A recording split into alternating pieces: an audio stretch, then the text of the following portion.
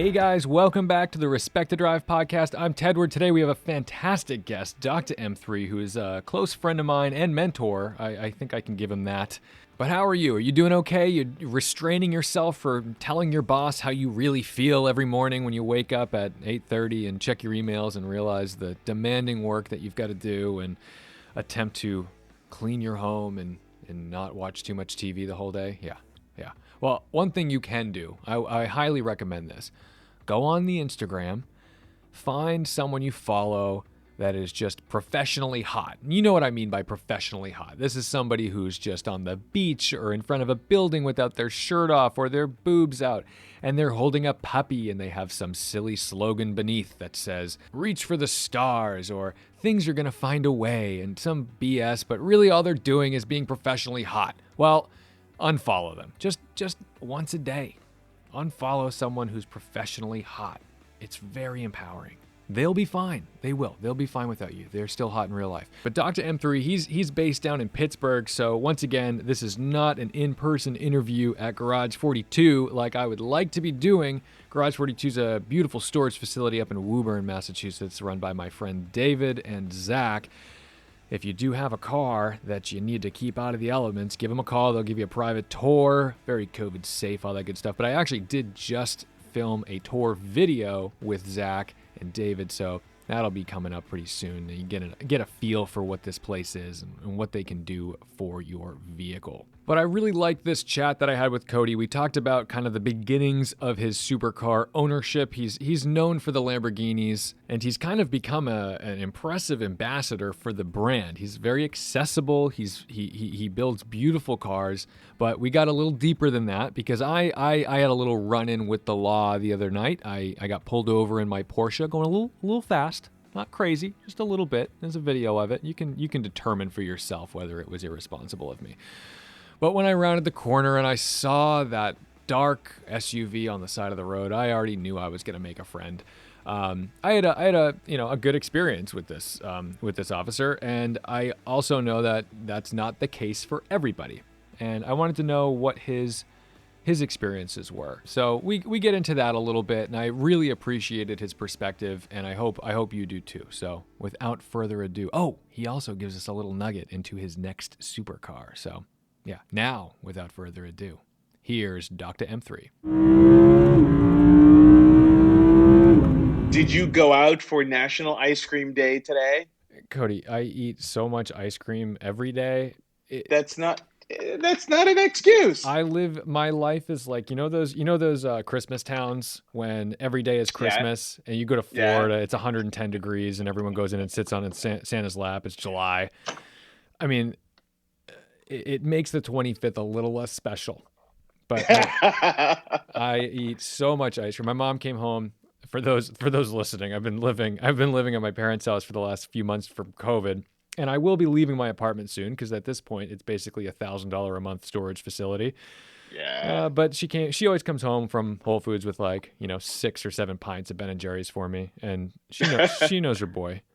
Ben and Jerry's is the bomb. But one of the things I've been doing, we started years ago. I don't know why. Like we would do a car event, and all of a sudden we're just like, let's just go get some ice cream, and it's become a recurring thing that after any event, whether it's a car show or we go cruising, the capstone is a stop. And we try to make different ice cream places, and most likely the mom and pop ones as opposed to the chains. We've done the chains, but that's the thing. It's just to discover like new and cool and interesting ones. Well, we've done some good drive. I mean, I haven't done crazy drives with you guys out there, but I've been there in rural outside Pittsburgh towns, and there's a lot of farms and stuff. I saw cows. There's definitely dairy out there. Dude, listen, all you have to do is travel 15 or 20 minutes outside the city of Pittsburgh, and you're in farm country. Pittsburgh Easy. Is very weird. I didn't know anything about Pittsburgh until I was there. It was the Vintage Grand Prix. I don't remember if it was the first or second one, but I just remember being blown. I'm like, why the hell does Cody live there? This is a weird town. And I knew you worked there. I got that. But at the same time, I'm thinking, okay, well, like you're really, you're very successful at what you do. You could very much move anywhere. You could go work Yeah. at pretty much any healthcare system in the world because Yeah. I'm going to blow a little smoke, but you're that good.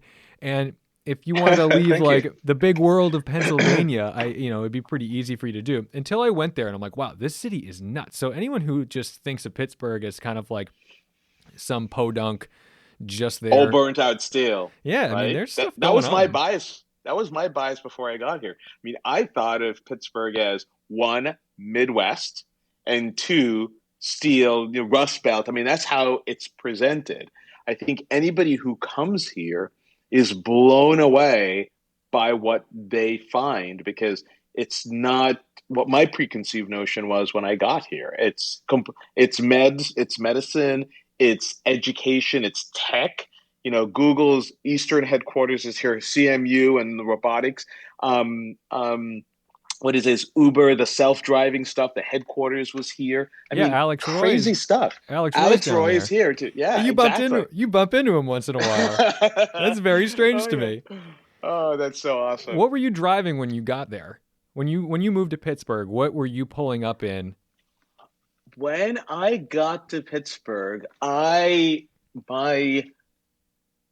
had finished residency, so we're giving away a little bit of what I do, but it's okay. We've blown that up on the smoking tire. Yeah, exactly. I mean, I did invent big ass fans. I mean, asterisk. That's the running joke. I wish that was true. I wish that was true.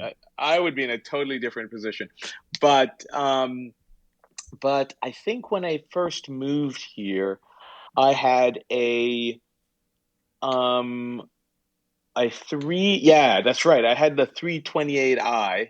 I'm a BMW guy. Naturally, Mr. DoctaM3. Exactly. And actually, a couple of years later is when I bought the E46 M3. Okay. Was that a convertible? Yes. So it was my first M. I loved that thing. I actually waited. That car sat in the dealer's showroom for like 3 weeks while I was waiting to get Hammond PG3 wheels, PG2 wheels, I think there were. And dealer came in and saw the car because it was titanium silver with Imola red interior, and that combination, very sporty combination. You don't see a lot of cars, at least then, like this. And he offered to pay them, and he's like, no, it's somebody's car. And he's like, I'll pay you over this. And they called me, and I'm like, I want my car. What are you talking about? Right. That wasn't the first time that's happened. We can maybe talk about that later. But yeah, but that was back in the day, man. Well, all right. When was your first? What were you driving when you made the leap to your first supercar, and what was that? Because it's so bizarre because before I met you, if you said, what is a Lamborghini owner? Okay. I would have just said like, oh, some muscle-bound orange tan, spray tan guy with like puka shell necklace, spiked gelled hair. And I would have described like this really... You're forgetting chest hair that's coming out. Yeah, come on now. Prolific. Because it's either prolific or he's lasered it off. There's no in between, right? Oh yeah, this is true. This is true. They're very polar. And also somebody who's very protective of their stuff. Like, I mean, you are. I'm not saying you're not. You are. But you're also very generous with it. So anyway, I meet you, and I'm thinking, here's this guy. Honestly, I'm the most paranoid person in the world because when Eli Ignition Tube had introduced me to you, here's this guy, clearly wealthy, successful, all these Lamborghinis. I was so afraid to meet you because I was afraid that you were going to be a monster. I was afraid that there's no way there's this guy who's this nice and open and caring and gives a shit about like really small creators. I was like a nobody. I still am, but whatever. You were just so open and helpful. And then I met you and I'm like, oh my, who is this guy? And you've basically become, whether they know it or not, I'm sure they kind of do. You're like the best Lamborghini brand ambassador ever. Wow. Wow. I don't know. Because you are you were the most accessible person to pretty much anybody. I've never seen a soul walk up to you at a car show where you weren't like emphatically happy to meet a fan or to meet somebody who knew nothing about your car and called it a Ferrari and whatever, you know what I mean? Like we've all seen that. Like, what kind Yeah, of we've seen Ferrari it. is this? And yeah, you can do the reaction videos and make a little fun Yeah, of people who point and say something silly. yeah, But you've yeah, always been very generous, and you can easily switch gears between the hardcore people, the Matt Farahs of the world, and the dude literally running up to the car at a red light screaming, "Oh my God, what is that?" You know, yeah, and it's so yeah. funny, and I love it. So all right, tell me, now that I've blown a lot of smoke, what was the jump from the M3 to, say your first supercar? Yeah, so this is actually a really interesting story, and it involves your town. I'm horrified. So yeah, get this, and I've told the story to a couple of my friends. I don't even think I've even told the story on my YouTube channel. Maybe it was, yeah, I may have mentioned it in a video that I did with Broward when I talked about my Lamborghini history. But it was really interesting. At the time, I had, and I still do have, the 2007, the E60, that would be an E64 BMW M6, the V10. Still have that car. Love it. Will not get rid of it. In fact, I just saw it this weekend, went to the garage and kind of stroked that it. poor And go, neglected car. I know, but You it's have never going to go. She knows I love her. But I had that car, and I think I had the X6M I was driving at the time. And I remember thinking that, I was just looking around at Lamborghinis, because that's been my dream car, a Lamborghini, right. right? The sort of typical, oh, I had a Lamborghini on the wall. I actually had a poster, right? So that was what I was interested in. And then I was just looking around, and I remember going home one Christmas back to New York. I was living in Pittsburgh at the time, and went back home to celebrate. And I decided with my sister, who's also into cars, that I was going to go and just check out some exotics. And so I went to Lamborghini, on two Lamborghini dealerships they had on Long Island. So I visited those, and I was just looking around at the cars. And the car that kind of struck me was this car that had all this carbon fiber, and that was the 2008 Superleggera. At the same time, I was like, oh, let me just kind of, shop around. And I went to the Ferrari dealership and looked at that, and didn't get to test drive any of these, right? Because they No, didn't know who I was. absolutely I'm a hole not. in the wall. Then I'm going to be like, oh, here are the keys. Anyway, so I looked around, and I saw the Ferrari, the F430 Scuderia, which was essentially the equivalent, if you want to say that, Sure. of the Superleggera. And I looked at a whole bunch of different cars, and I kept coming back to the Superleggera. And, ultimately, through some connections and people I knew, I got a chance to drive the Scuderia. And then I also got a chance to drive the Superleggera. And there's no question that the Ferrari has the Ferrari DNA. But there's something about the Superleggera that was, it was literally on rails. You turn it, and it was there. It's all-wheel drive, right? So you probably could throw around, and I wasn't going to do that on a test drive, a Ferrari trying to kick the back end out. You're a far more respectable person than I. Yeah, so I'm not going to do that on a test drive. But the interesting thing, how I stepped into that first car, which is how this involves your town, I got online like everything else and looked around the country. Now, the Superleggera, they had finished production. They had a couple of cars left around. People were selling them in the used car market. But I found a leftover demo that had only about 110 miles on it. Now, remember, these cars come from the factory with anywhere from 50 to 75 to 80 miles on the odometer. And this one in Lamborghini, the old Lamborghini Boston, not the current owner, but the old one. And I called up the guy just out of the way and said, hey, this, it was gray. It was a color I liked. It was Grigio Telesto. And I inquired about it. And he goes, oh, yeah, that car is a customer who, we were just talking about it. And he's like, yeah, this guy put down $30,000 on it. We did some modifications on it. I think they did PPF and a couple of other things to it. And then he just decided that he didn't want it, and he walked away. We didn't give him his money back. Now, this stupid salesperson, if you're a smart salesperson, you never say that there's already 30 grand into this car. Bingo. Now you just found 25 grand off. You just gave me a huge discount. So I was with my friend and I looked at him and I go, oh my God. So it's going off in my head. This was around 1 or 2 o'clock in the afternoon. And I got a good feel because I looked at this car over the weekend. This was a Monday that I called him, and the salesperson was talking to him. And he's like, go through it. And I said, listen, I'm interested. If this car still has warranty and everything is good, I'll take it. And he goes, great. And I said, however, I want that $30,000 towards my price. He's like, I can't do that.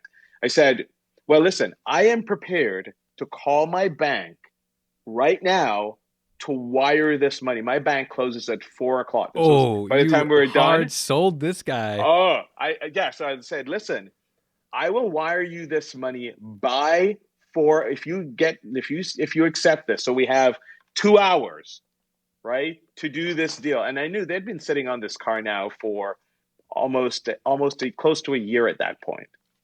And so I'm sitting around waiting for this call. My friend and I are just like, I guess we're not going to do it.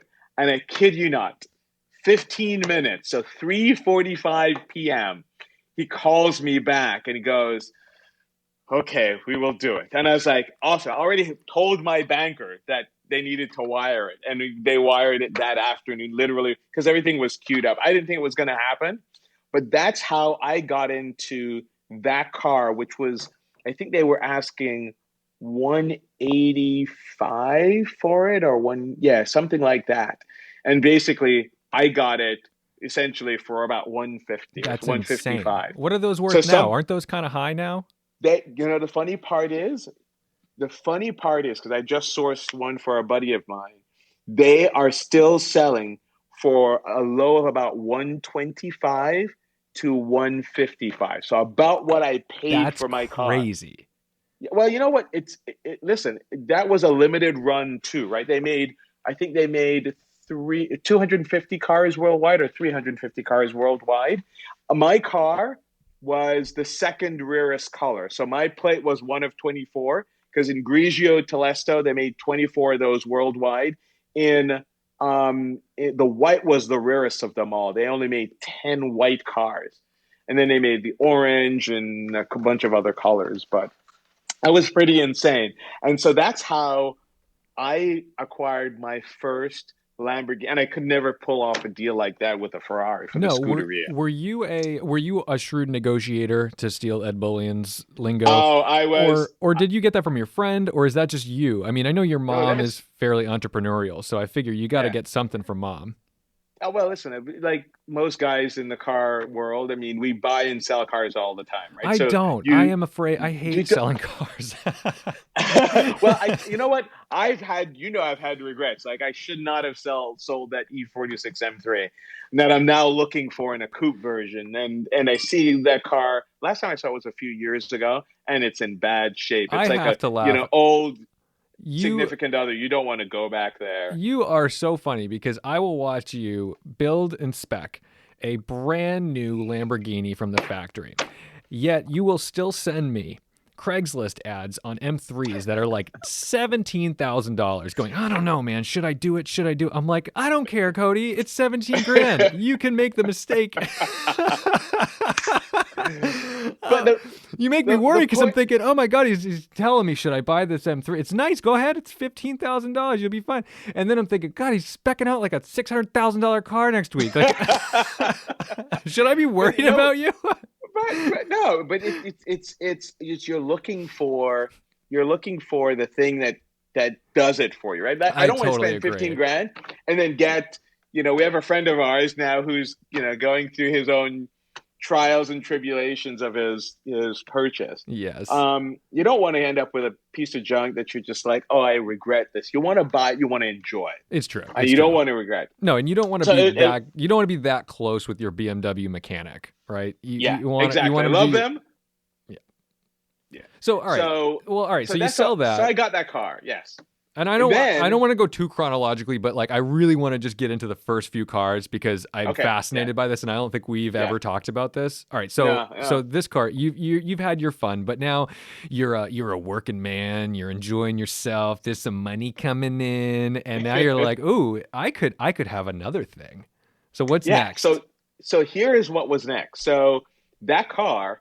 I never people buy their car and they modify the power immediately. I usually live with my cars for a couple of years, and then I'm like, okay, I've had enough. Maybe I want to modify it. So I remember I took that very same car and sent it to Underground Racing, and it was their first stage 3R car. So it was 1,500 horsepower. You what? So you didn't know that? I didn't. You didn't know that Superleggera went to. You're a psycho. To Underground Racing. I totally forgot about this. I think you've casually said it to me, but it's like someone saying like I've been to the moon, and I'm like, yeah, okay, whatever, and I like didn't. Okay, so yeah, I'm like, well, I don't know your name, so you probably didn't go to the moon. Well, wait a minute. When did you start YouTube then?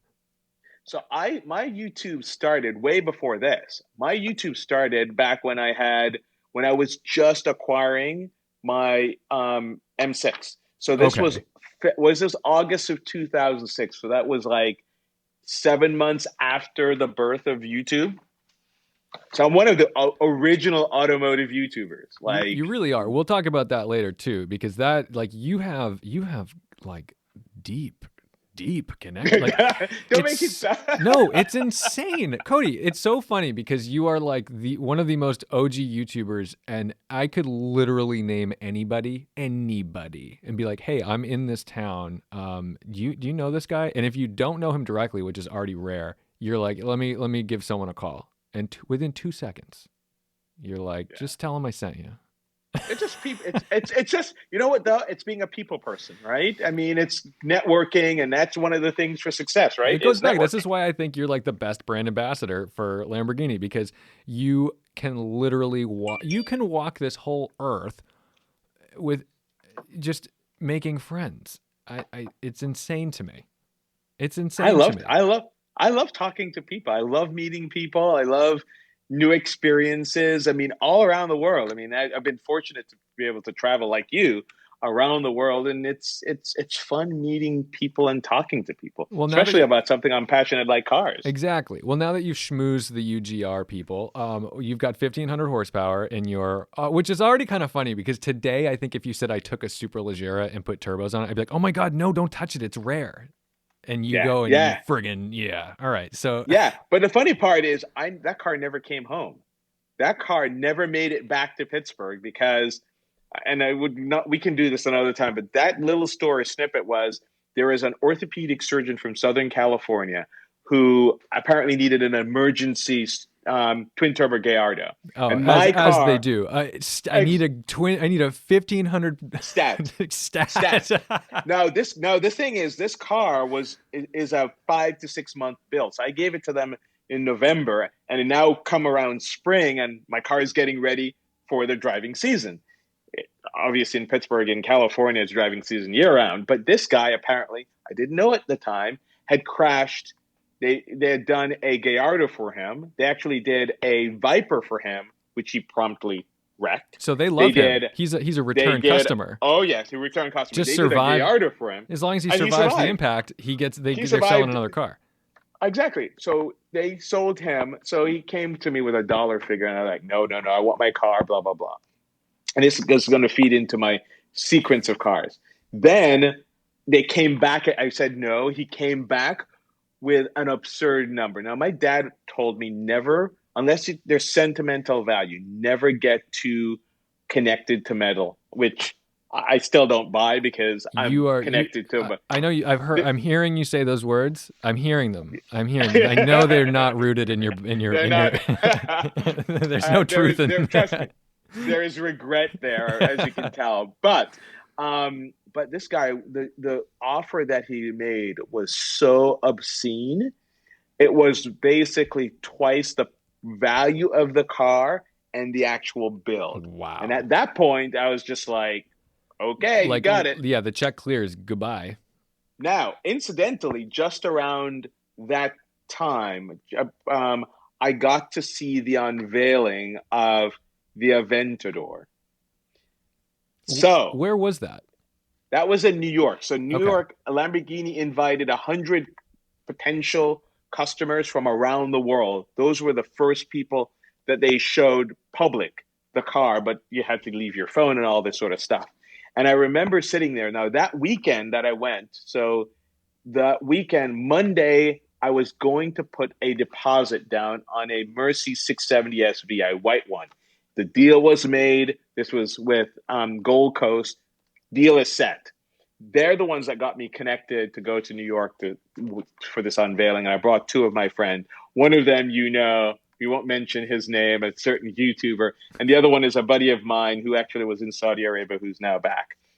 And we went to this unveiling and saw the Aventador. It was about 80% done. So it was a little rough in some places. And I literally virtually yelled Kuntosh when I saw it, because when they pulled it back, it was such a departure from the Mercy because it was angular. And I'm like, I got out of that unveiling. I called the dealer up and said, we're not doing the 670 SV. I want the Aventador. And I got their first car, which was incidentally the second customer Aventador in the country by 6 hours. The first one was in California. I gotta say, I mean, look, I that was the yellow one, right? The mellow yellow. That was the yellow Aventador. I gotta say, oh man, that 670 SV. Oh, I want one, by the way, and I want it in ideally in white. Yeah, do you remember the color? What was the color of the one at Gold Coast? That was a white one I was going to buy. Oh man, yeah, with that black. And there are not too many of them. Yeah, that's yes. hot. That's beautiful. So, by the way, with the money I made on the twin turbo Gallardo, I bought the Verde Ithaca Gallardo Spider. The what would that have been? The 560. Okay. So that you car, you have a penchant for that color.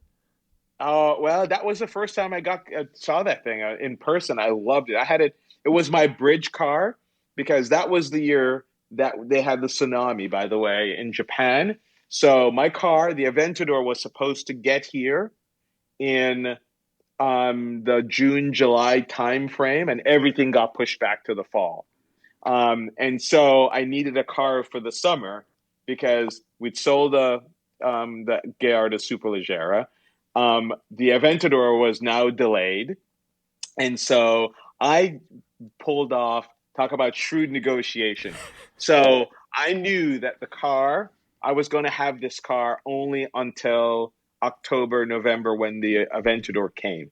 And this car would never been titled before. And I didn't want to take that 20% hit, right? So basically what I did with Gold Coast is I negotiated the price that I was paying for it and the price that they were going to buy it back. And I want you to guess how much that cost. That car cost me. I had a car for 3.5 months. I honestly can't say I would. It's got to be like only tens of thousands of dollars tops. No, tell me it cost you $3,000. I cost me $3,500. I rented that car because I was going to buy the other car from them. So $3,500. You can't. That's 1 month if you're going to do a lease on something. Dude, that is so. Insane. That was incredible. When I brought the car back, they're like, "No, we can't do it." I'm like, "We have it here in writing." They're like, "Oh, man, I don't know where you get this from. You've got something where not only business, are you, man. It is, but a lot of business guys. I actually just posted a really snarky Instagram story where I found this Minnie Mouse watch on this desk in my house. I've never seen this before. It's just like this 80s Minnie Mouse watch, and I pulled up a picture of an Aventador steering wheel, and I just put it on my wrist, and I did the picture, just as a joke, and I did hashtag entrepreneur, hashtag self-made. but I gotta say, those are the guys, those are the guys you think of. They're always just trying to scam you. I get so many messages, and I'm sure there's people listening who have done this to me, where they send me Instagram DMs with we'd love to sponsor your video, or I'd love to help you with your YouTube channel. I want to do this, I want to do that, and I'm like, look, I'm not dumb, I may not be the smartest business guy in the world, but I know what a pyramid scheme looks like. I know what a shark looks like. I know you're just trying to eat some money and it's not yours. So I appreciate that you play the long game on that. But yeah, but funny part is some of those guys too, just to quickly do this one, is you're like, we will grow your Instagram account. And you're like looking at it, you're like, my Instagram account has more followers than you do. I mean, you can't come to me and say with 1,000 followers saying you're going to take something that's got 90,000 followers. So wait a minute, if you can't grow your own, how are you going to come to me and say you're going to grow mine? So many people hashtag social media marketing are like doing this, and they try to act like they are going to be your savior. And it's like, it's the same thing where they try to get you into Herbalife and they're like, oh, and so please don't sue me.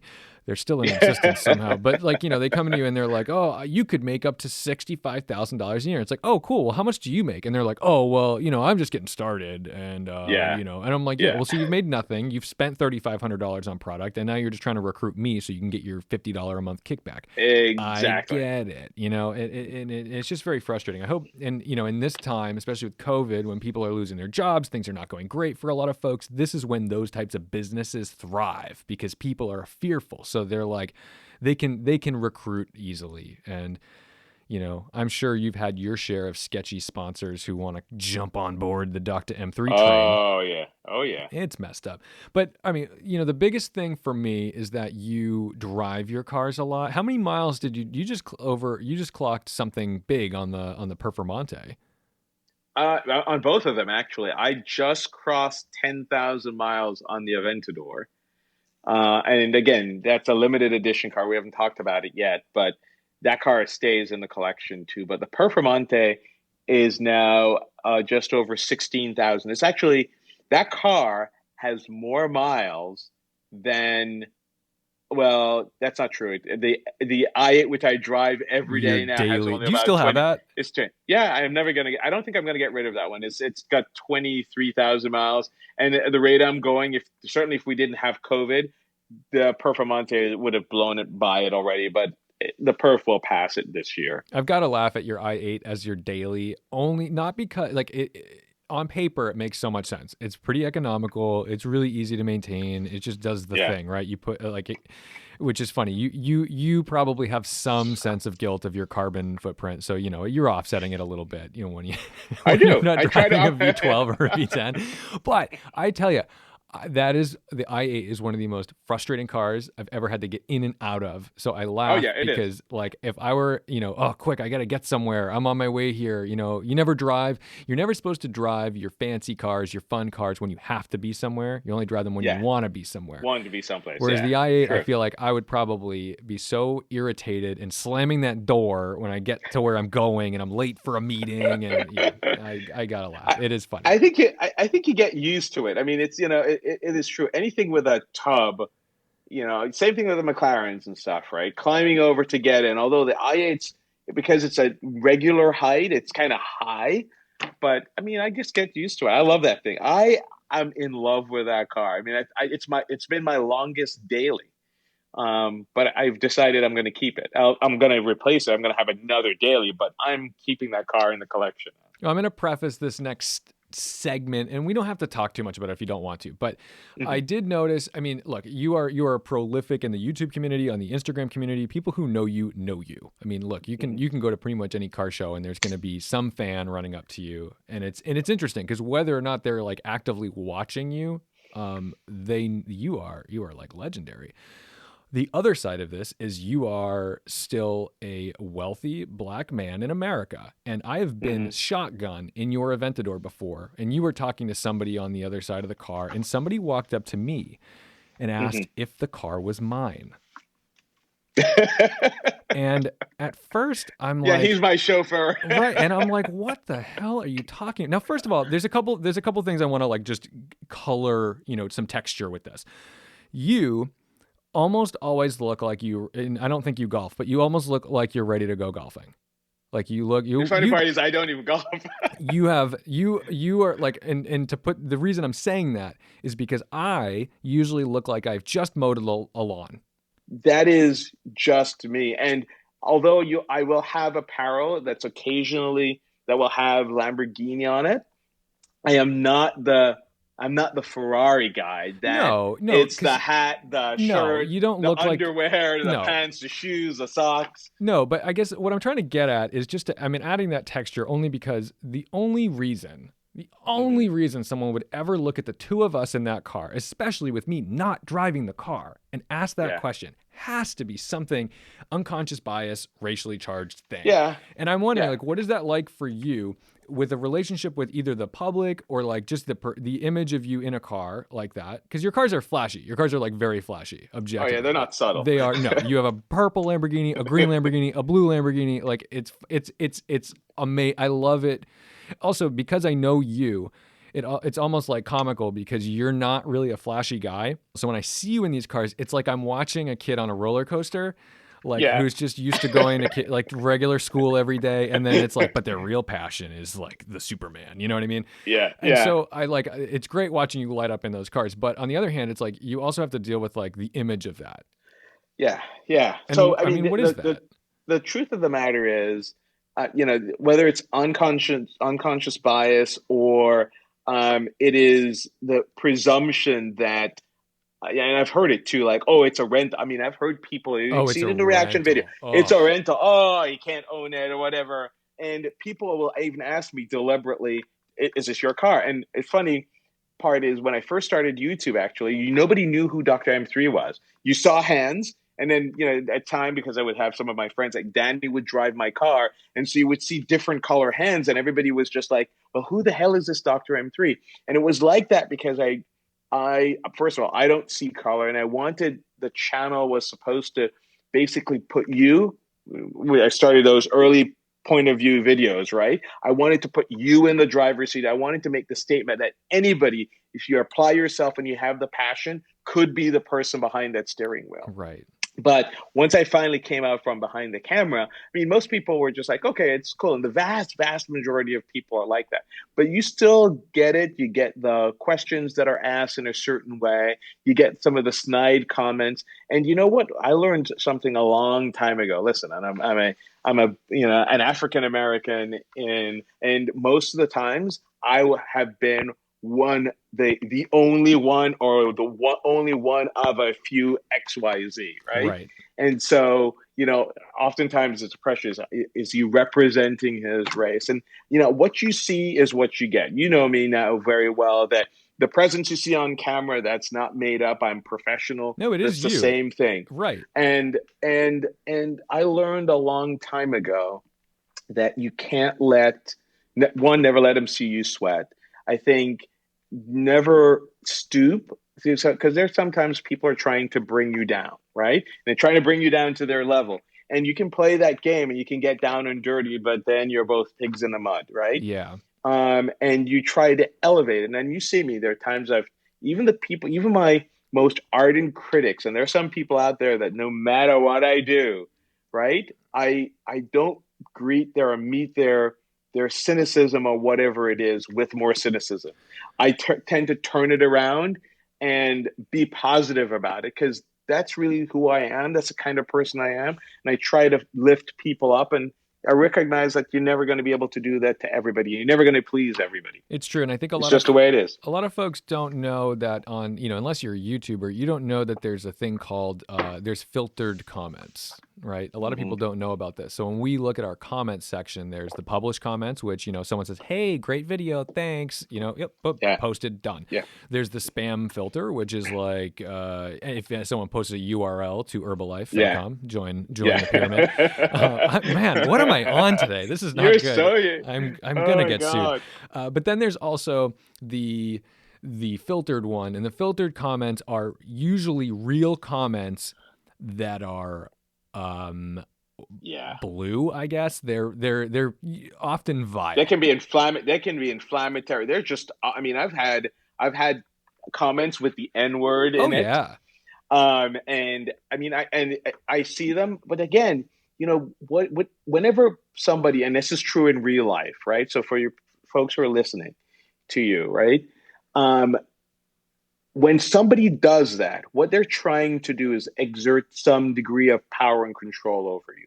and you have the power to give that control to them or not, right? So it's not to say you excuse it or anything like that, but if I then turn around and respond in the same way and say getting down and dirty with them, Yeah. then and I don't let it get to my core because I know who I am, right? So, but I see those. I get them every so often, and I don't let it get under my skin. It's tough. I mean, you can choose that. You can, but you still get the sting. There's still a Yeah. sting Oh associated yeah. with it. And Oh that's yeah. what's, there is an emotional toll to Oh yeah. YouTubers being in the position they're in, whether they're huge or not. There are people I that agree. will say things to you and they feel so like privileged to say those things to you Yeah. via keyboard. It's insane. Yeah. Well, all right. That being said, I don't want to dig too deep because that's heavy. But not that I'm gonna really. But it's reality. It is. But it's reality. That's what happens. What about your relationship? And I'll preface this with I got pulled over last night. And I think I sent a video of it to you immediately after. Yeah, It might have been 20 minutes after it happened. I'm like, Cody. What? All right. So we all, as car people, we walk this very bizarre line between legal and illegal activity. And although we're not out to hurt anybody, this is tough because I want to be very respectful of the law because I don't want to be seen as somebody who's just flagrantly and dangerously driving against code, right? I don't want my insurance premiums to go up. I don't want to pay tickets. But at the same time, I also understand, like, okay, if I've got control over this car, we're on a road where there's no people, there's no children, like, it's gonna be okay. That being said, we have all run into the law. Some more than others, Cody. And I being black doesn't necessarily help. on this point, we can use this data point to say Cody has met law enforcement very justified in a very justified manner. I've seen you get pulled over, and I remember that time. So there's a video of this. We're way beyond the statute of limitations on this one. You and I forget who it was, but your friend in the black 458. I'm in the BRZ with the Topher, and you're with David in the Performante. You and the 458 both launch out of the street, and you must have been doing triple digits. Like it was easily. We got there. And me and the Topher attempt to do the same. Okay, we're down about 550 horsepower. So we're into second. We're doing about 45 miles an hour, and that's when an unmarked cruiser with lights on passes us. Okay, pulls you over. Many cruisers come. My first instinct was, oh shit, I need to film this. Not because I needed it for YouTube, but I actually was like worried about my friend. I'm looking at you, and I know that you're there, and it's kind of your town. It wasn't that far from home. But at the same time, I'm like, I don't know who this guy is. I don't know who this. And my other friend was a brown person. Yes, if you recall, he was Indian. So I'm sitting there going, oh my God, like what? Like, and it's funny because it's not funny. I need to stop saying it's funny. It's funny is not a good segue into like racism and police law enforcement. Sure. It's funny because, so. This isn't new. We've always had videos of terrible things happening. This isn't new in law enforcement. It's not new in America. Yeah. So my instinct was to have Chris, the Topher, drive us up to this like grassy knoll, and I grabbed my camera, I sprinted over there, and I started filming it because I was like, if anything goes down with my friend, I'm not letting this. Like, I'm not letting anything bad happen. But at the same time, I also don't want to be like an onlooker next to them, right? Yeah. So I'm filming this, and we're giggling a little bit, but deep down I'm thinking like, please, God, don't let anything happen to my friend. And that's true it's one thing when it's one cruiser. When you have a bunch of them, that's when I got nervous. Changes the dynamic. Like 3 or 4 cruisers came, so I'm thinking like, what do they have on him? And you just got that car. It was still on temp plates. Yeah. Like, Jesus. Yeah. But I mean, that's just an example. Like I've seen it happen. Do you get any like jolt of nervousness like that you are who you are in this car? No, I mean, again, I think my view is this: the vast majority of police officers are themselves respectful. They went into it for a specific reason. And then unfortunately, there's a small segment. We all know this because we all know some of these people who were bullies in high school that they became cops, sure. Right? And I think the only time, there are a couple of times where I was really, really nervous. One of the times actually was I was driving by myself in a really nice neighborhood in Pittsburgh, and wasn't doing anything. This was in the red storm, so in the red Huracan, which had the sports exhaust on it, so it's loud. But I really wasn't going fast, and I can legitimately say that it was just loud. And all of a sudden, this cop from a side street comes out behind me, pulls me over, and I knew what I was doing, well under the speed limit, because I think it was 45, and I was probably going like 30 something. And I was like, okay, but I'm by myself. There are no other cars passing or anything like that. Is it nighttime? And he walks. No, this is actually daytime. It was evening, so it wasn't quite dark yet. But it was approaching, and he walks up really slowly. And I'd known this, but it didn't click. And he walks and he puts his hand on basically slaps the back of my car. Oh. Normally, they put their hand on the back of the car to leave their fingerprints, right? So that's what they always do. That's why if you're ever in a traffic stop and you see a cop walking up and they touch the car, they're leaving their print on the car. So should you take off or anything, I've never known that. There. You didn't know that? I didn't know that. That's exactly why. So I'm like, so my thing was, but what he did was he slapped the car. So it was loud enough, and then he dragged his hand along the side. And I'm just like, and I'm like, oh boy, what's this about? And the weird part is, so he comes up and, is this your car? Yes, it is. And he asked me a bunch of other small questions, and he's like, I really like, and then weirdly enough, I don't know, I think maybe my interaction with him, because listen, a lot of these guys have a tough job to do. And I know I wasn't doing anything, but I wasn't particularly nervous, but I was just like, well, what's up here? Right. And I think my own demeanor and everything else probably, he just switched and he goes, I really love the car. I just wanted to see it. Okay. And I was just like, okay. Like, but that's what's frustrating is like, yes, that turned out to be a nice interaction. You shouldn't, I just wish that the initial fear, I mean, even for me, and I definitely feel like I have privilege when I'm getting pulled over. I just wish that the interaction didn't need to be fearful at all. Yeah, I mean, look, unless you've got a trunk full of drugs, or you almost hit a toddler crossing the street, if I'm going a little fast or something, you don't like something, maybe I'm loud, maybe whatever, like, let's just have a conversation. Let's just pull over. We'll talk about it. And that's that's the thing.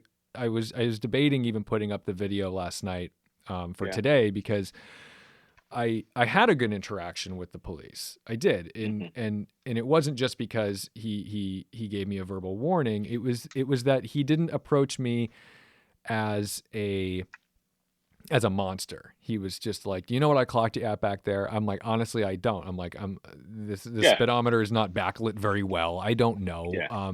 And at the same time, I'm like, I wasn't like drifting around this corner. I was. Yeah, you weren't doing any. Listen, they said with great power comes great responsibilities. There's a time and place for everything. If you're doing it in a deserted place, and if you're going to hurt anybody, it's yourself. But I mean, you're in control of the car, and you know what you're doing. There's a little bit of room there, right? But I wouldn't be lying if I've said that I've never worried about you, because I know you drive a lot like I do, which puts us at risk for meeting some law enforcement officers who've we've all done it. We've all met people. We've all made friends. Oh yeah. But I always do have a little like thing in my heart that I'm like, I don't want my friends to be.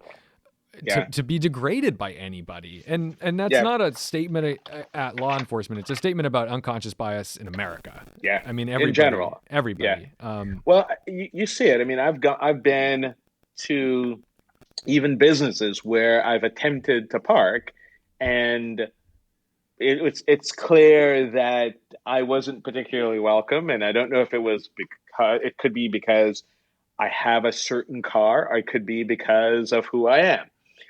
And you get that sense. I'm not a person that's particularly hypersensitive, but because of what I do, I'm pretty much in tune. I see a lot of things. I mean, my own profession requires that I be able to read body language when people can't communicate. And so I'm very much in tune, and I pick up on things very subtly a lot of the times. And it happens. Well, and It definitely happens. we've all had to laugh off things that are actually painful. Yeah, If it's true. someone makes the nasty gay joke to me, and I'm like, I just don't have the time to correct Yeah, you or to talk yeah, about this. If someone makes some off-color joke to you, it's like there's a level where you're like, haha, okay, but you're like, God, I'm so sick of laughing this off. yeah, But yeah. anyway, At what point do you call them out?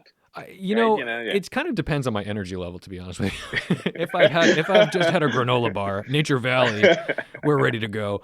Well, anyway, thanks. I mean, thanks for having that conversation with me, because yeah, yeah, I know, like, it's not fair to make anybody the ambassador to that, but I did want to get your personal experience. yeah, And, it's tricky because you can't speak for everybody. You can only yeah, speak to what you've experienced. yeah.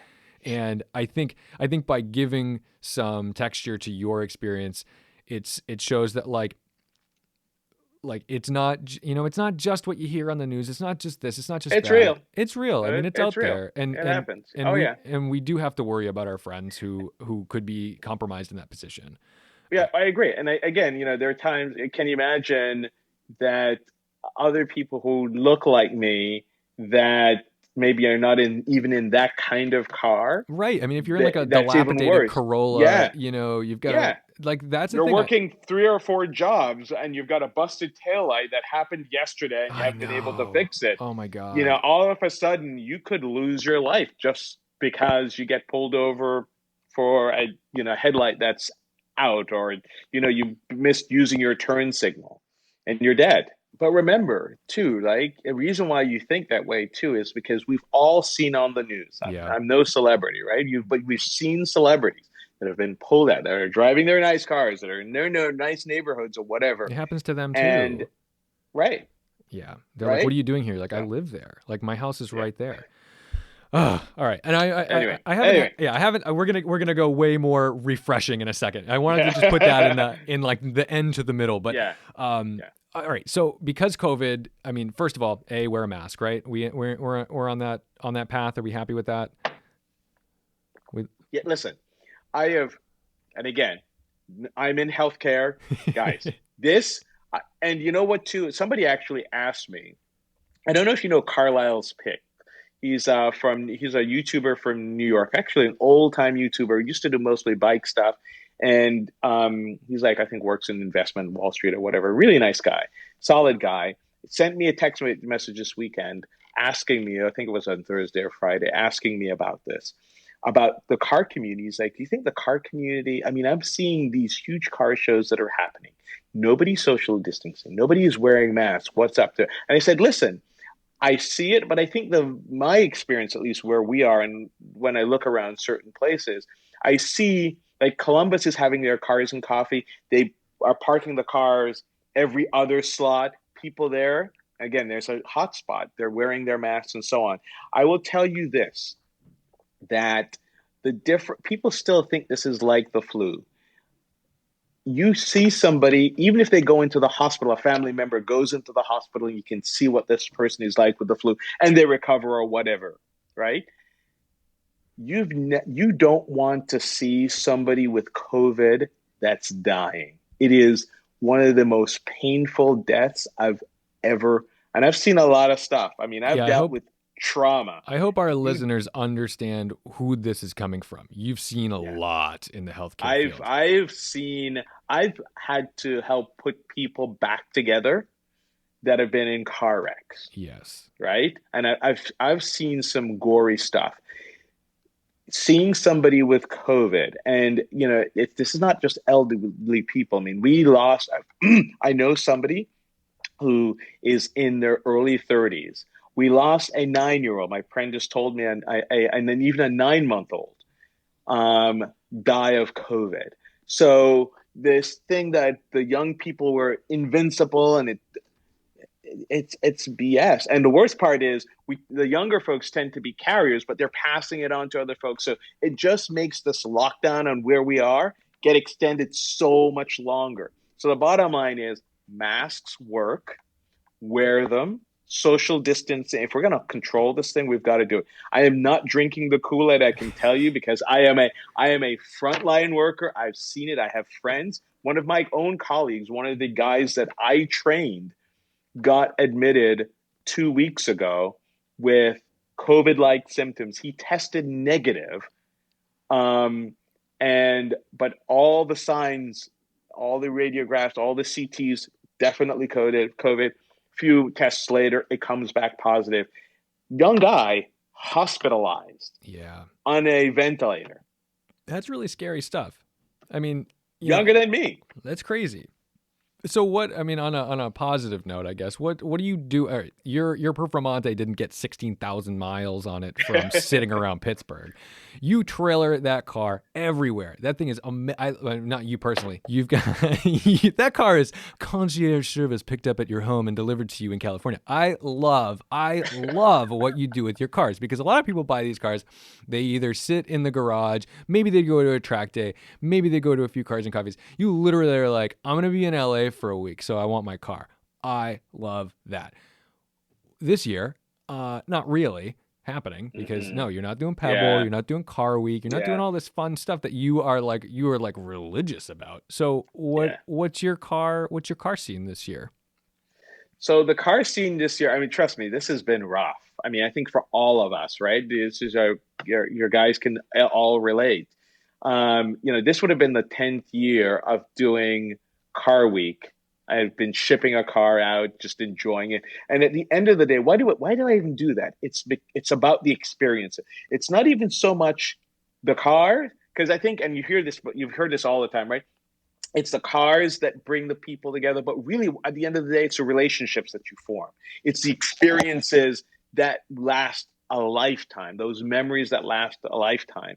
And so it's been pretty tough. Like even today, we did a National Ice Cream Day, and one of my buddies who would normally have been doing Vintage Grand Prix this week, and all of that's got canceled. Yeah. He's like, I've been so cooped up, I've done nothing, I need to drive. And I'm like, well, let's go do National Ice Cream Day. There you go. And we did a cruise after it. So what we're doing is smaller cruises. We will occasionally meet up, small teams, 10 cars, whatever.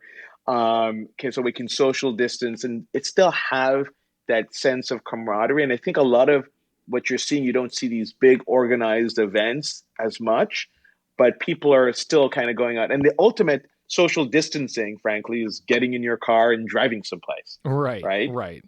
And you still can enjoy that. And so we still try to do that. And, you see a lot of this happening online too, the virtual shows like the Peterson. And that's kind of cool, but it's not the same. No. So I still, believe it or not, I don't drive as much. And that's why I think the perf may come close to passing. I don't know if it will pass the I-8 this year, because I haven't shipped the car. The car was supposed to go to California.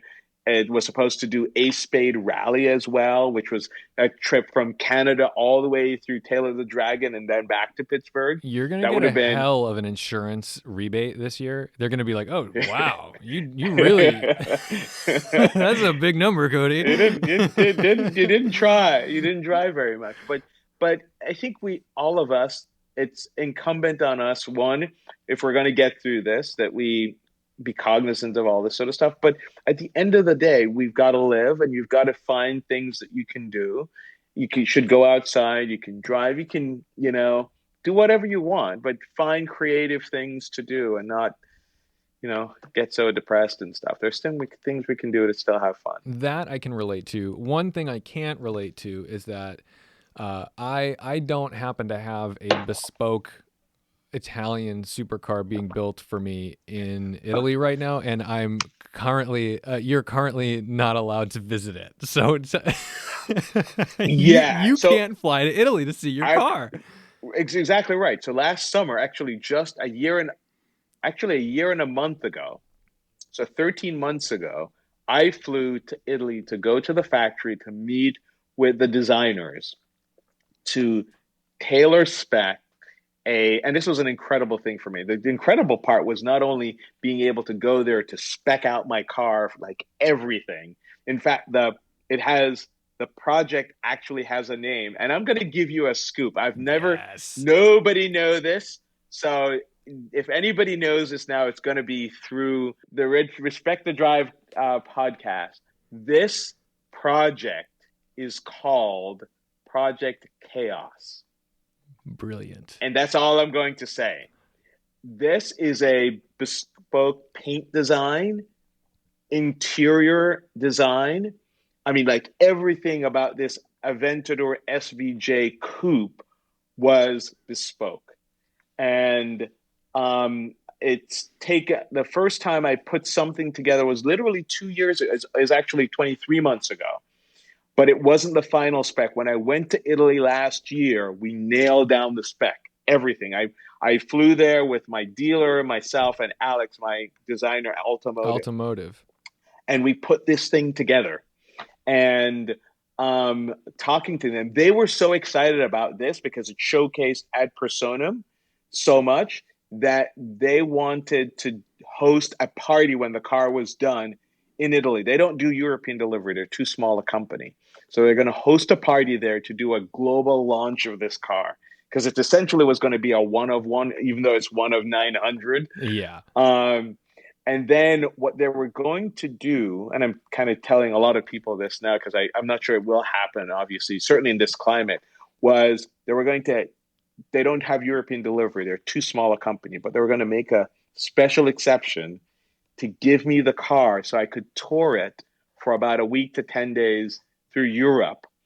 And then, but I was going to have to get it clear broad. So I had to arrange a bunch of things. Trust me, Expel and a bunch of people were going to come over and made sure that it's protected. This is why I have to laugh at the name Project Chaos, because you might be the most organized person I've ever met. But yeah, well, I can't say more to it than that. But then they were going to ship it, and when it got to the U.S., the dealer here was going to do a U.S. launch of the car. So now everybody understands when I say you are like one of the greatest, in my eyes, brand ambassadors to Lamborghini. They know too. Yeah. Well, the car is not done yet. The car hasn't even entered production, because this thing that we're trying to do is, I know it's stretching their limits. They've never, like I said, done it before. And not in the way that I want it executed, and so it's been a challenge. But how does it feel? How does it feel to go from buying your first, I mean, not like you bought a Gallardo off the showroom floor. Yeah. How does it feel to go from that to being in a position where you're stretching the limits of Lamborghini production and design? Well, I've never thought about it like that. Like, it's insane, Cody. It is, but I think, I think when you have a passion, so, you may be a Honda fan, right? You love the S2000. I mean, we all have our brand, our genre, and we know everything about it. And I've been fortunate to have been given the opportunity. Some of it has been through networking. And that's one of the reasons why, I am where I am, because other people have been good to me. And that's the reason why, I am also good to other people. You pay it forward all around. But it's an incredible feeling to be in the position where you're making a car very much you, even though I was talking about the experience of going to Italy to spec it, but also they really they weren't giving this car out, the SVJ, for road tests there. And I got to drive it behind a crazy Italian driver going 250 kilometers an hour in a 70 kilometer an hour zone. I saw you on the Seen Through Glass episode. And yes. It was so funny, because when I saw that, I was like, oh, Sam's about to figure out how crazy Cody is. Yeah. Well, you know what the funny part is? The test driver says to me, "Are you a good driver?" And I said, "I'm a pretty decent driver." He goes, "Don't worry, I know all the police." Yeah. And I was like, oh shit, it's about to go down. Yeah, it's and when on. He took off, the Balboni Highway, they don't have a test track. So it's the street of Sant'Agata, those little rough, they don't look two-lane good. Streets. They look rough. They are rough. This guy was balling. Alex, I went 225 kilometers an hour following this guy. Alex went 250. Yeah, you guys are nuts. And it was freaking insane. It's the most incredible experience I had. So again, we talk about it's all the experience. It's at the end of the day, it's not so much the car. It's the experience, the people that you've gotten to meet, and the relationships that, you know Sam too. You've met Sam before, right? In I have person. not met Sam before. What? I Really? know. All right. So next time he comes here, we've got to do our little thing. Well, maybe it's Apex or Apex We'll do like or whatever. something. But We'll do yeah, something. But Car Week. I mean, Car Week. that's the thing. I do, my little nugget of every year being able to like meet with you and, well, not like meet with you. That sounds like it's a thing.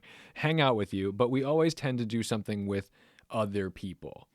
Yeah. And I mean, like the first time that happened, you had invited me down to the Performante unveiling. Oh, unveiling. Yeah, Right, in New York. in New York. And on that trip, we ran over and saw Rob Ferretti over at Gotham Yeah. Dream Cars. I got them. And so we're hanging out at Gotham, and already I'm like starstruck because I'm just like, oh my God, this is the guy. And you're looking at me like, yeah dude, that's the guy.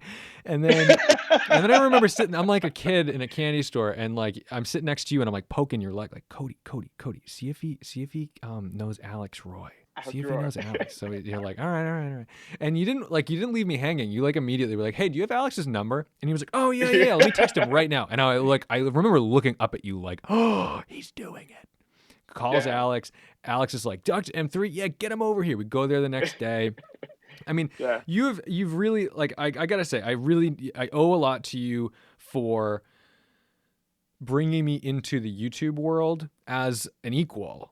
You never look down on the small creators that you've kind of brought into this world, and you've always treated us like, well, why wouldn't I introduce you to these people? You've never looked at us and thought like, oh, well, don't embarrass me around, around these folks. I mean, but I think, and we all know that there are some YouTubers that are like that. Yeah. But that's, I think, if you know car guys, the true enthusiasts, the people that are truly want to do things for the community, that's exactly what you do, right? You're all in this together. It's a family, and that's kind of what. And it troubles me because I also see it splintering in ways that it's not a good thing. No.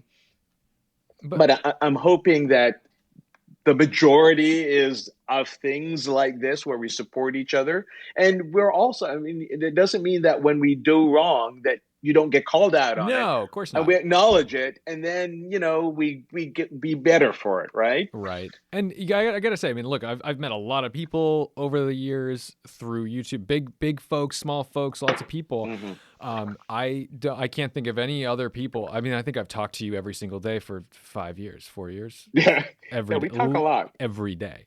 I like wake up to you. Hey, what's up? What are you doing? And it's just banter. It's nothing crazy, but it's like if I haven't heard from you, I'm like, oh, what's going on? In the past, You're on a plane. I'm on a plane, and as soon as I land, all right, boys, this is Shanghai or whatever. Yeah, and I was doing the same thing. You used to do the same thing. We used to be Yeah, our hours were very bizarre, and it was kind of rude because the people in our group chat are usually we're always in the U.S. and we'd be like in Asia or Europe, like 3 in the morning, bothering them. Like, sorry about your babies, guys. Yeah, sorry.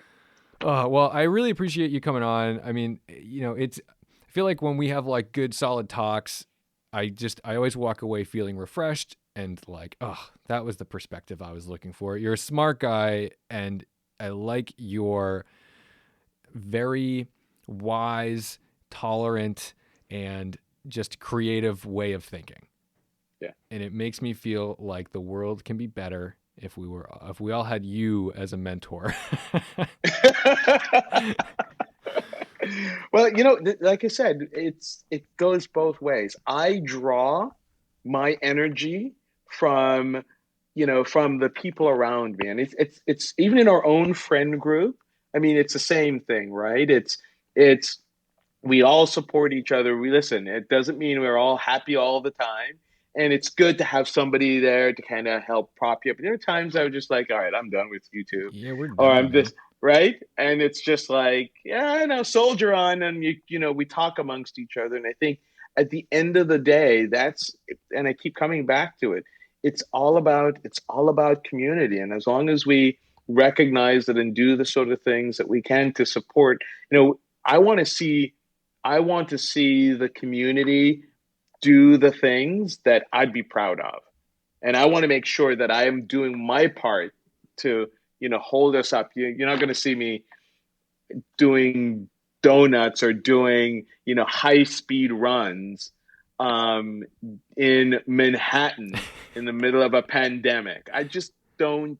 I mean, you can be the richest person, but that doesn't do the car community. You wouldn't believe that. I guarantee you that the frontline workers and first responders and police are just like, frick, we have to deal with this nonsense. Right. Like, and dealing with that person as a role model. That's yeah, what's frustrating. exactly. Because a lot of people look up to them because of what they have. Yes. Yeah. Well, I can't think of a better place to put a pin in this conversation. What a great message. Thank you for sharing some personal stories. I hope we have you back on, because I would like to talk about lots more fluffy things in the future.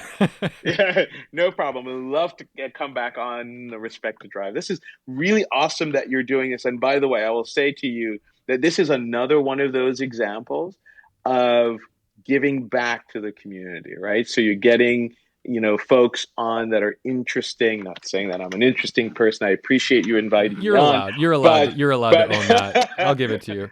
But I think this is an opportunity for people to learn about a diverse group of people that are out there, maybe that they've heard of before or never heard of. And hopefully we give you some perspective, and it's a two-way street.